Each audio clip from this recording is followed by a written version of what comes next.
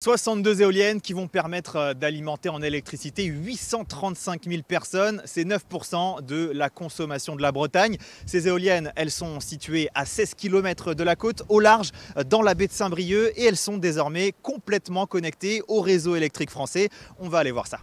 Une étendue de 75 km² remplie d'éoliennes et sur chacune d'entre elles, une turbine géante de 8 MW, le modèle le plus puissant installé à ce jour sur un parc éolien en mer en France.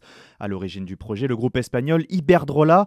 Emmanuel Rollin, son patron en France, se félicite du travail accompli. C'est un succès au niveau industriel puisque plus de 1700 emplois ont été mobilisés en France avec des créations d'usines majeures. Depuis le printemps dernier, le parc est désormais entièrement opérationnel, mais le parcours a été semé d'embûches. 3 ans de travaux et 13 ans de développement ont été nécessaires depuis l'appel d'offres de l'État en 2011. Un retard causé par les nombreuses contestations des associations environnementales. Iberdrola assure de son côté que tout a été mis en œuvre pour respecter la biodiversité. On a vraiment mis en place pour cette phase de construction une veille au cœur du chantier avec une boucle de réaction.